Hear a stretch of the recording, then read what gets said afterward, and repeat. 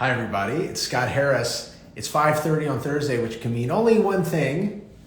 We are finding home for you, finding home with Scott Harris, that's me. So I hope you're all doing really well. It's been one of these crazy weeks where we went from cold and 45 in the morning to 85 yesterday. We've got a ton of cool stuff going on, and I could not be more excited to have a conversation today with Richard Squires, and it's really, really cool. So Richard is here. He's already excited to play a part here. I want to give a little preamble here before we have him come on to talk about really what my team and I are up to. You know, this is really, we're in the heart of it. We're in the heart of the spring season, and it really is important to communicate, you know, what is our why? You know, why do we do what we do?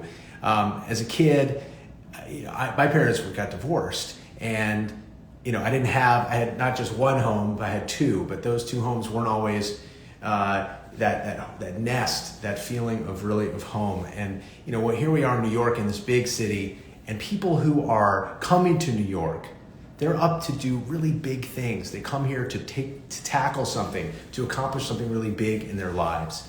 And you might be in New York or you might be somewhere else, but people in general come to New York they come to do something really big. And so when they're looking to buy that home, they want it to represent who they are. And that's what we're up to. Home matters.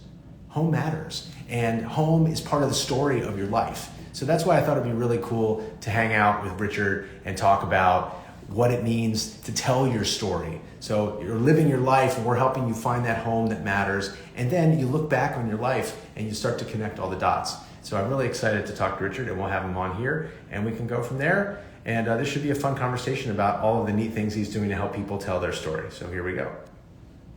I'm gonna go live here.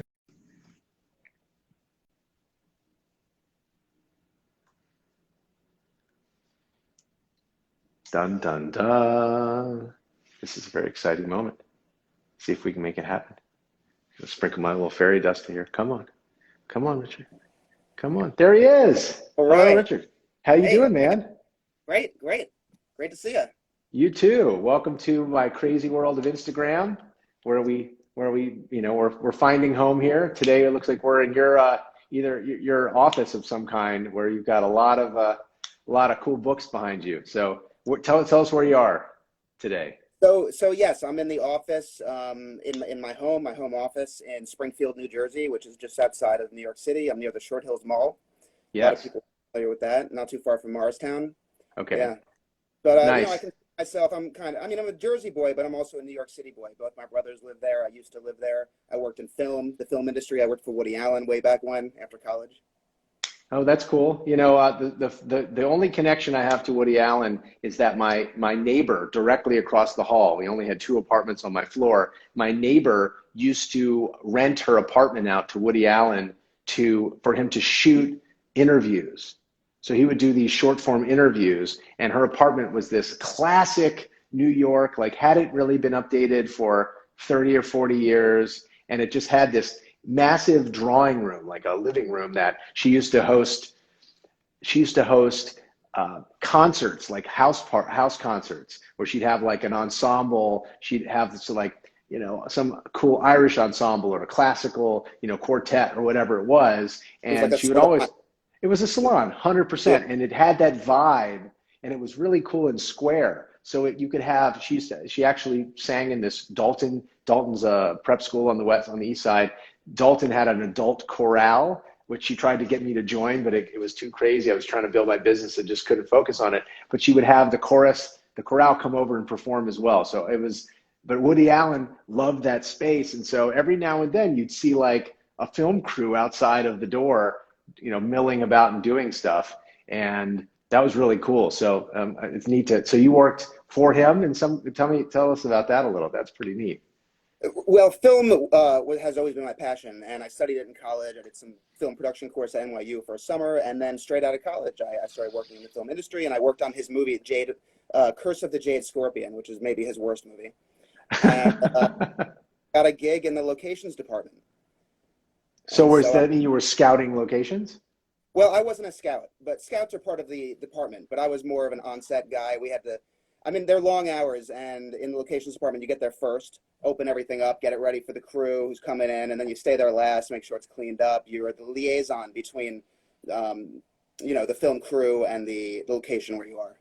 That sounds just like what we do. We're the first people to get on site for the property. We set it up, we market it, and then we're the very last people to get paid. So, something like that. Yeah. But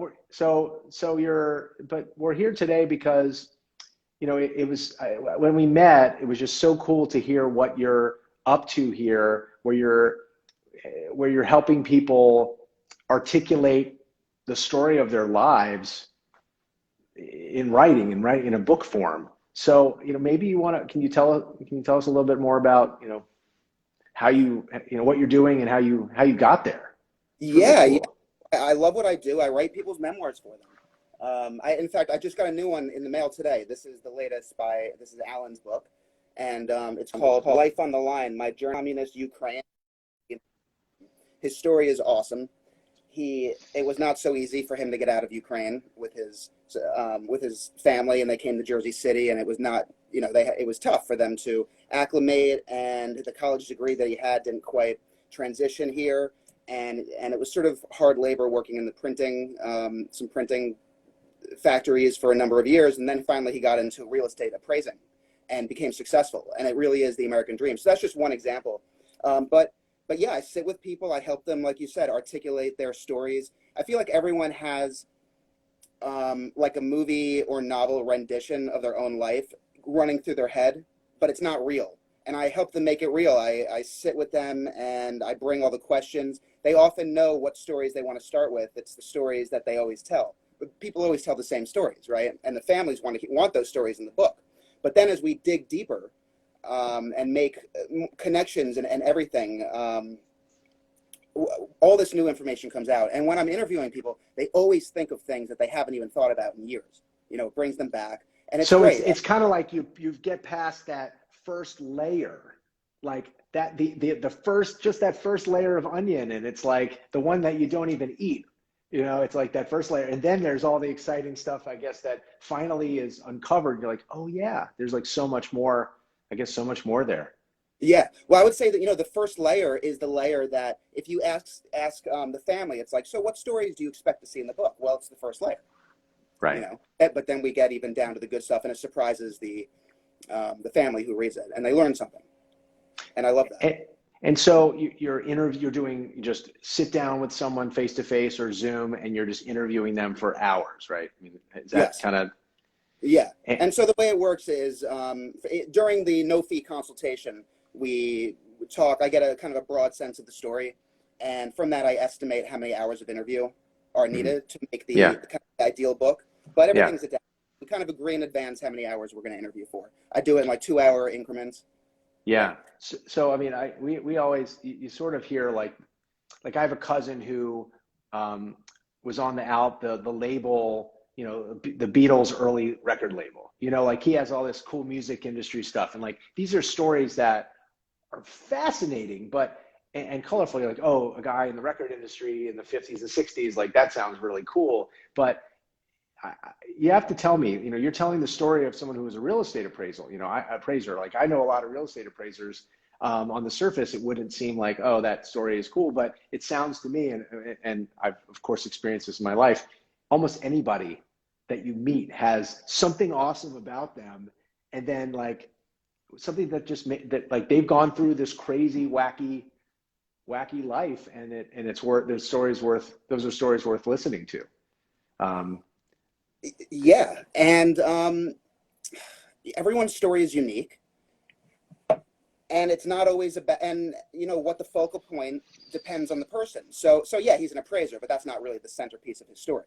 The centerpiece of his story is growing up in communist Ukraine, coming out and achieving success, and a family, raising a family. And it's sort of the whole thing altogether. And could his story be rendered in a way that would make it a commercial sort of novel or a book? Yeah, it could be, but that's not the purpose of it. Not everyone's story would make a best-selling book or a blockbuster film, and that's not the point. This is a legacy. This is your story, the way you envision it in your mind. your words coming out of your mouth, and then I edit it so that it reads very nicely. It's quite a bit of editing, but it's in first person. It's their words. It's their story. It's how they want it to be. So I have lots of questions, but the two that come to mind first are in terms of like the vulnerability of it. Someone wanting to really open up and share. Like, I guess, well, first, how old are these people generally? Are they sort of like retired folks, or like do you catch people sometimes in their 40s and like, I want to tell this story now? Like, I guess that's question one. Like, how do you generally, where do you find them in their lives?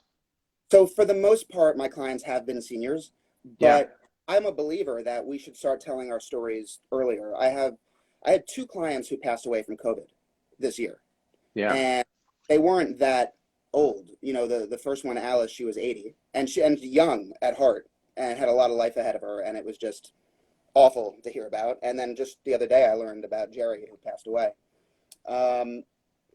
But so there's that. It's never too soon. But also, as you get older, memories start to fade, and certain cognitive abilities can start to fade. So very often when I'm talking to seniors, they might confuse certain things. They might conflate things, or you think one thing and another word comes out, or forget the chronology. And I have a client right now, Stephen. I'm almost done with his story. It's a very exciting story. He's a Holocaust survivor from Prague. He lives in New York City. And his memory is not as sharp as it used to be. And in the last year, he's very clearly started to decline. And his son, who is the client who hired me, just said to me the other day that he sees that our memories lose their sharpness. And so the client, who is my age, told me he wants to start doing his memoir now and touch base every few years so that everything's as sharp as it can be, so that it's the best gift to his family. Well, here's my question. Now that you've written a lot of these, help people write a lot of these their life stories.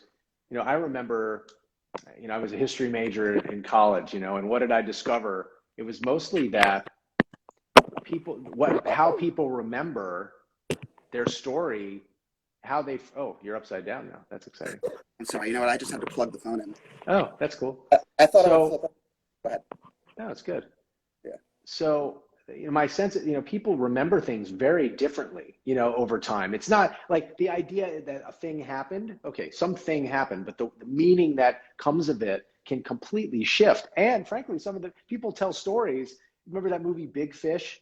Where like the story, the fish is, obviously keeps getting bigger and bigger over time. And so, as you revisit this, sometimes people go, that doesn't sound exactly right. And they've been telling the story the same way. And do they like all of a sudden want to change to like alter it? Or, I mean, I guess you're engaged in this conversation where they kind of have this epiphany that maybe that story isn't exactly factual, but it gets the point across. I mean, what's the line? How do you make the determination of what to do? I'm so glad you said that, because, that really happens. I'm sorry. This is a little bit upsetting. But we do such a deep dive that I'm able to make connections, and I am so engaged with them. And when I start to ask the questions and people start to think about things in a different way, and sometimes I'm helpful. I play a role in these kinds of epiphanies, where people admit that they've been carrying around, say, some negative feelings, and sometimes it gets reframed, and that's really helpful for them. So, and for example, I have this client, Al. This is Al here, and he was a career baker, and Frank Sinatra loved his cheesecake. So Frank Sinatra used to order his cheesecakes 4 times a year. They'd be shipped out to the West Coast for his parties. But Wow. Al was a very talented baseball player, and in the late 1940s, he tried out for the New York Giants in New Jersey at the stadium in Lodi. The New York baseball Giants. The New York baseball Giants. This is the late 1940s, before they moved out to California. Right. And he basically made it. He was invited down to training camp in the South, but he couldn't go because his father had had a stroke, and Al had been working while in high school, and he had to go to work after school and on the weekends and everything. And they weren't going to pay him enough money to make it possible for him to go. Well, 2 years later comes the Korean War. And he would have been drafted into the war, except he was able to make the case that he couldn't go because he was supporting his family. because he was working, he didn't go to the war. And because he didn't go to baseball, that could have saved his life. And he never thought of that. He didn't make that connection. And I just asked him that question, and you could see. He'd been living with regret for his whole life that he hadn't gone to play baseball. And then all of a sudden he realized, holy shit, this actually might have saved my life. Wow. Yeah. That's pretty incredible to have that gift that he gave himself So at that time. Yeah. And I could tell you another quick example is this. I have a client named Estelle who's her husband, they basically have a jewelry business, very successful jewelry business. She's now in her 90s, and it's third generation now. It's run by the grandchildren. Mm-hmm. Well, her husband was in business with his two brothers and father, and one of his brothers was evil and rigged it. Evil. Okay. I guess this like short kind of Napoleonic kind of just awful person who rigged it to look like Clyde had done something wrong, and he was kicked out of his family business, like on Christmas. Oh. Home, he lays in a fetal position for like 3 days, and Estelle, who's amazing, a real go-getter, she says, I got a brilliant idea. We'll start our own business. He says, you're crazy. She says, no. Well, that's what we have to do. They raised some money. Within 2 months, they had a new line. They went to a trade show. They sold it, and it became, they became hugely successful, and now they're in the third generation. And so she, always had such, when she thought of the brother, and the mother was a phony too, she had these negative thoughts. But, as we're talking, she's like, you know what, I'm glad it worked out that way. Well, you could get pretty deep about this. I mean, you're talking like, if we go New Testament, right? You got Judas, who did some pretty terrible stuff, but without Judas, you don't have Jesus. You don't have the story. You don't have the whole story. He wouldn't have gotten to do what he did, so in all of these, the tragedy, the fault, the failure. I mean, you tell me that the failure is a big part of lots of stories. It's got to be for someone to go to the next level. They're going to have some. If it's just comfortable, it's not going to get you there, right? It's true, right? Every failure is like another step up the rung towards success, and it's just part of cause and effect. And if you get to be, and this is just philosophical, I suppose, but if you like where you are, then you wouldn't want to change anything that happened before. And that's a positive spin on things. Well, there's a museum in Philadelphia that's called I'm Jewish, and it's called the National Museum of American Jewish Heritage. So it's the stories. It's capturing in some way some of the stories that I'm sure you cross paths. I mean, obviously not down in the details of every single of the one person's life, but one of the people on the board there had told me this wonderful thing. He said, when people know their own story, when people know the story of their family, and it's framed in a way that they actually know it, and they can talk about the things that family early on in America overcame odds to make it to where they are, that those people are more grounded, they have stronger families, they divorce less. Like, having those stories are so powerful to, like, not just for one generation, but forever. If you have those stories to tell, it like dramatically changes the trajectory of the next generation's life, because they can say, oh, we overcame this and we got there. And it's like, how can you frame your life in a way that has a happy ending, right? That you've come out on the other side of whatever it was that you've been redeemed. You've been, had redemption there. It just seems really important. So, I mean, how much, I mean, I would imagine people don't come to you if they're not, it's a little bit self-selecting, right? You've got people who are like, they want that story to be told. If they don't like their life, then they're probably not coming to you. Is that sort of true? I mean, generally it's people who like to talk about their lives and believe that their story is worth capturing, I suppose. Yeah, I don't generally get people who want to share the story that they don't want to share. I had a client whose son wanted his father to share his story, and the father was not that interested. We ended up making a very nice book out of it. It was not an easy interview. Mm-hmm. The father was not so forthcoming. I think the son saw it as an opportunity to get some information, in a different way, because his father never talked about his childhood. He grew up a Jewish guy during the Depression in Brooklyn, poor, and didn't Yeah. think of his childhood so fondly. But everything you're saying is in my I agree with it wholeheartedly. I wrote an article recently. It's going to be published in the Millstone Times, which is in southern New Jersey.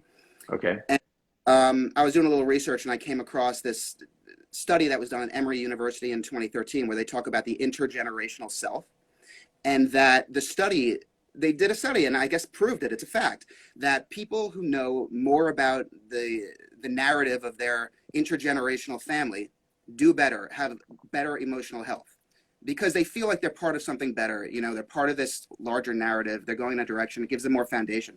And it's true. And so I feel like what I do is super important. I mean, I love story because it's just, why everyone loves story, because it's exciting. And, Yeah. kind of enter that world, and it's like reading a book or watching a movie, but there's more to it. It's important in that way.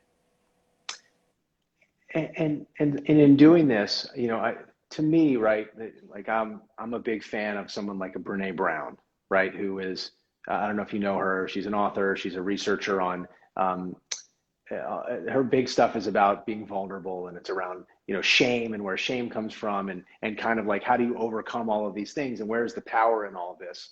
But, as far as telling a story, the most powerful stories are the ones where the guy's like, yeah, I was homeless. I was a drug addict, and then it, like, like not Anthony Bourdain, but who killed himself, but like, there's some other people in the food world who, like, what's his name?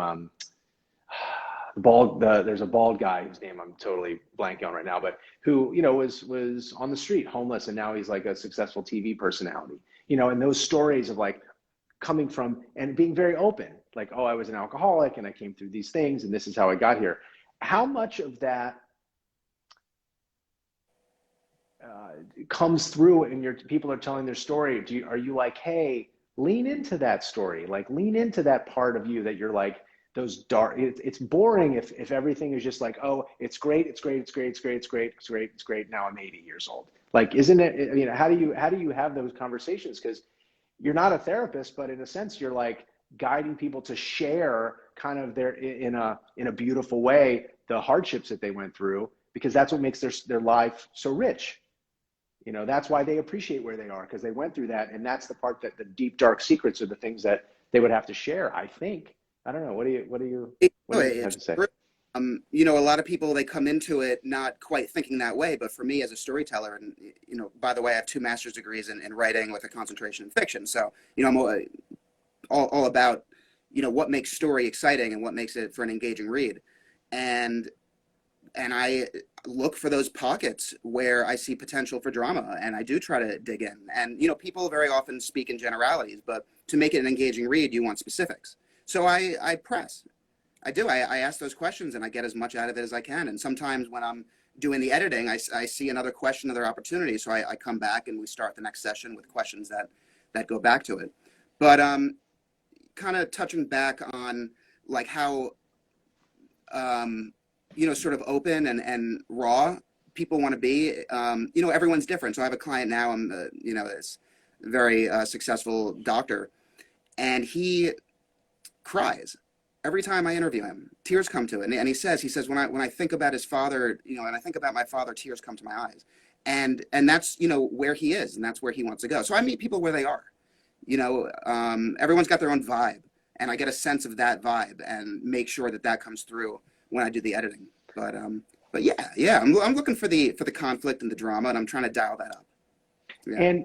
And in like a situation, you hear all these stories all the time where, oh, my grandmother survived the Holocaust, but she doesn't ever want to talk about it. Like, how do you, I mean, they've shown up for you, right? Here, they've hired you to do this. So it's, in a sense, it's like, okay, I'm open to this. I want to tell the story. But do you sometimes kind of hit a wall and you're like, okay, how do I get through this wall? How do I get over it, around it? Like, how do I help someone come out of their shell? Like, is that a fairly common thing when you're dealing with, I don't know, trauma of kinds?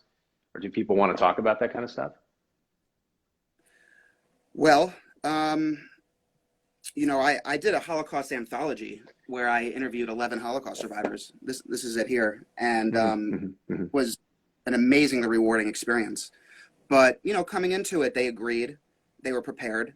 Some of them hadn't talked about it, but they're getting on in years, and a couple of them said that they realized it was important to do, that they had to share the stories, and there are different ways to sort of get information, right, to get them to tell the story.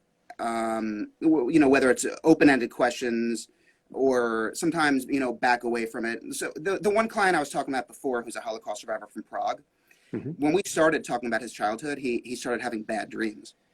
And he started to sort of not, I was concerned that he was having second thoughts, and I didn't want to push him. I won't push anyone if they're uncomfortable. They have to be comfortable. Hmm. But I said, oh, all right, you're having bad dreams. So let's talk about some other things and let a couple weeks go by, let even a couple months go by, and then we'll circle back, and that helped a lot. And Gentle. um, I'm gentle. yeah, I mean, my big thing is creating a very comfortable atmosphere. well, right. I mean, it seems like, your job is not different than like a photographer, who's trying to capture the who you are on screen, and in order to do that, they have to make you feel really comfortable. And so, to let your guard down so that if you're just like, I just did a photo shoot with my family last week because my daughter had her bat mitzvah, so it was like really exciting. Mazel And tov. Right? thank you. And the photographer, his genius is in just like get everybody loose and having some fun, and in a way, like, and that's a group setting. But um, yeah, I mean, it seems like the key that your success is going to lie in being able to ask questions and help people sit in the chair and really open up. So they teach that. Do they teach that in writing class? Um, and No, how did you become an interviewer of kinds? Like, where did that come from? I that's one of the things I have going for me. I'm very like empathetic. I'm very inclusive. I'm very open-minded. I'm the guy that everyone always felt they could talk to. I'm a good listener, and I feel it, so like when I'm watching a movie, my wife looks at me. Sometimes there's tears coming down my eyes and she starts laughing at me, but I get really into it. Um, and when I'm sitting there with a client and they're telling me something funny, I'm laughing with them. And if they're telling me something sad, I'm not really crying with them, but I'm feeling it. I am. Um, and I guess they feel that, and they know that I'm going to make them look good and the way that they want, and they're going to be able to review it, and they don't have to worry about anything, because I'm there to walk them But through it. like, making someone, I get, do you remember, I don't know if you watched the Crown, that TV show, but No, I didn't. there was a particular episode where Winston, this is like, I think in season one, Winston Churchill he's retiring, and they're about to put his painting, they've commissioned a certain an artist to paint him, and his painting's going to go in the House of Lords. So he's won the war. This is like 1957. He's a lion in England and all this other stuff. And he sits for this guy again and again and again. And when the painting is done, Churchill cannot stand it. He's like, because it captures who he is. And it's like this mess of a face and this, bulk of a man. And it's not a pretty picture. And at the same time, like, he was too vain and apparently burned it in a fire, right? He like really went all the way.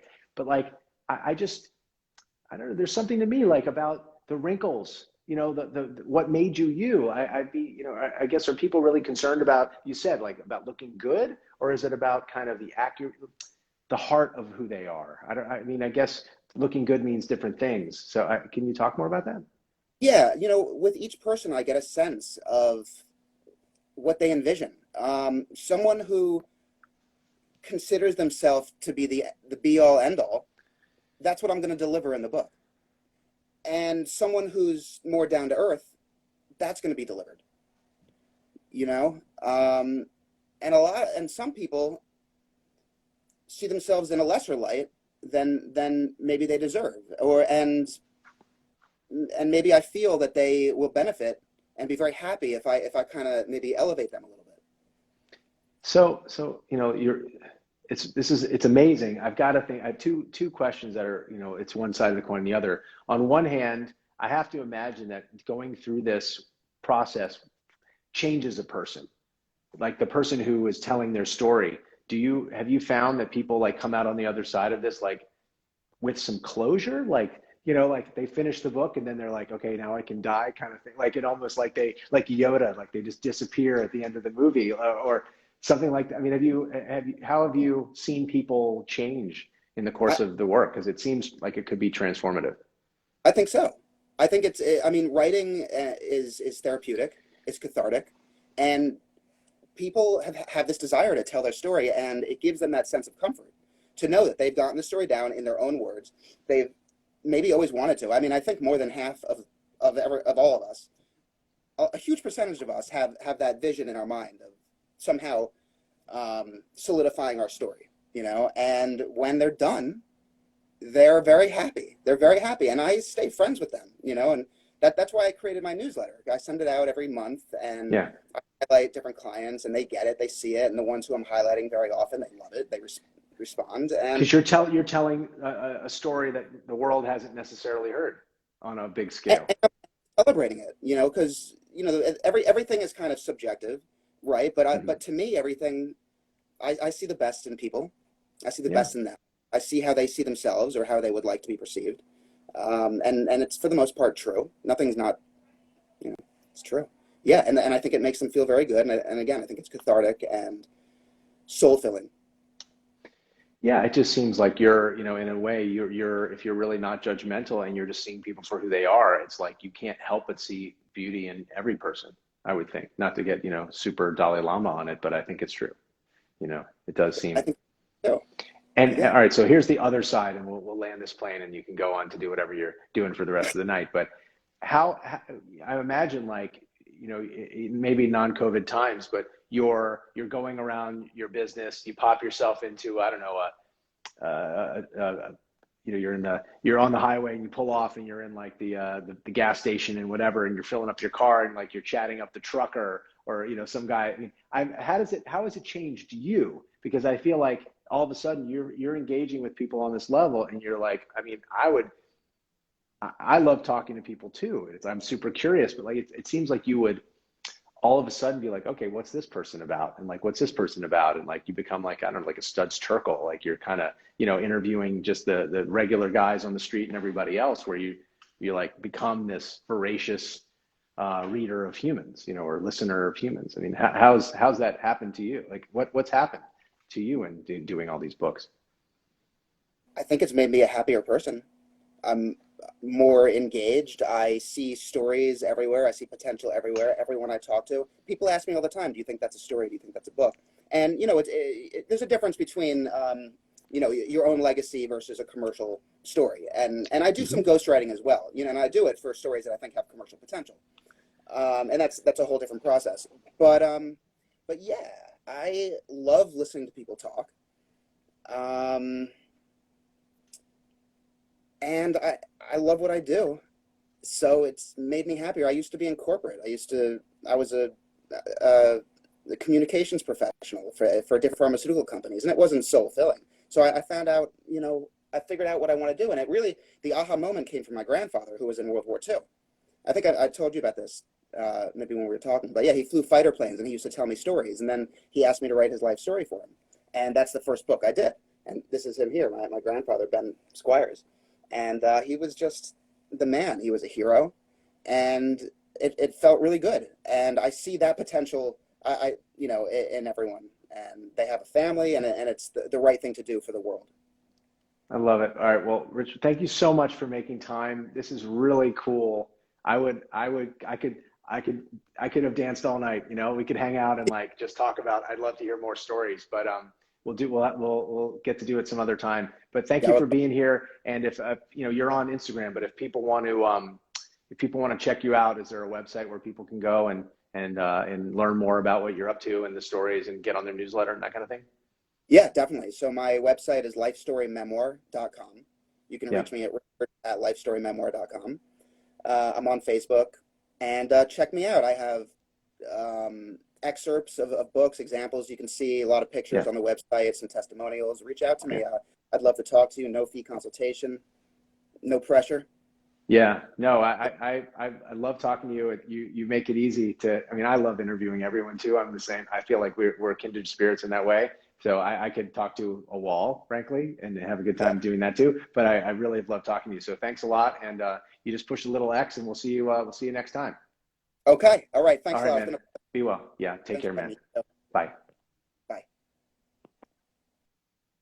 Awesome. Well, that was really fun. And I think like a different energy than sometimes we're talking about people's life stories. And, you know, we didn't even get into what role apartments and homes and everywhere where people live kind of plays a role. So I even like forgot to ask Richard a ton of these questions. So we'll have to have another interview style maybe for the website when for our interview for our newsletter that comes out once a month. But thank you so much for being here. You're awesome.